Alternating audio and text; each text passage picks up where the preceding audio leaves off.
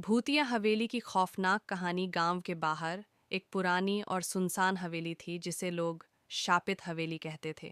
कहते हैं वहां जाने वाला कभी वापस नहीं लौटता। अंधेरी रातों में हवेली से अजीब चीखें और हंसी की आवाजें आती थीं।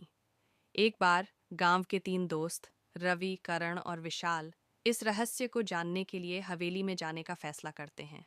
वे सोचते थे कि यह सब बस अफवाहें हैं। रात के समय जब पूरा गांव सो रहा था, वे तीनों एक टॉर्च लेकर हवेली पहुंचे। हवेली की टूटी फूटी दीवारें और झूलते हुए जाले उसे और भी डरावना बना रहे थे। जैसे ही उन्होंने दरवाज़ा खोला, एक ठंडी हवा का झोंका उनकी ओर आया। अंदर हर जगह अंधेरा था। दीवारों पर अजीब चित्र बने हुए थे। ऐसा लग रहा था जैसे उन चित्रों में लोग मदद के लिए चिल्ला रहे हों। अचानक करण को लगा कि किसी ने उसके कंधे पर हाथ रखा है। वह डर के मारे चिल्ला उठा, लेकिन पीछे कोई नहीं था। वे तीनों जैसे ही हवेली के अंदरूनी हिस्से में गए, दरवाज़ा अपने आप जोर से बंद हो गया। अब उनकी टॉर्च भी झपकने लगी। तभी एक धीमी और डरावनी आवाज़ गूंजने लगी। क्यों आए हो यहाँ? ये जगह तुम्हारी नहीं है। रवि ने डरते हुए कहा। हम सिर्फ यहाँ देखने आए हैं, हम कुछ गलत नहीं करेंगे।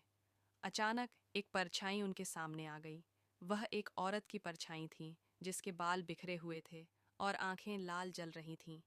वह उनके करीब आती गई और बोली, यहाँ से लौटना अब तुम्हारे लिए मुमकिन नहीं।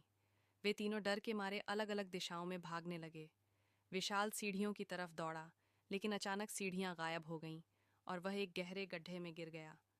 करण और रवि उसकी चीखें सुनते रहे, लेकिन उसकी मदद करने की हिम्मत नहीं जुटा पाए।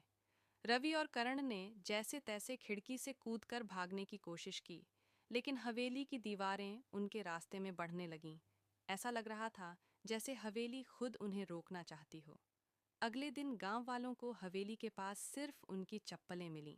उन तीनों का कभी कोई पता नहीं चला।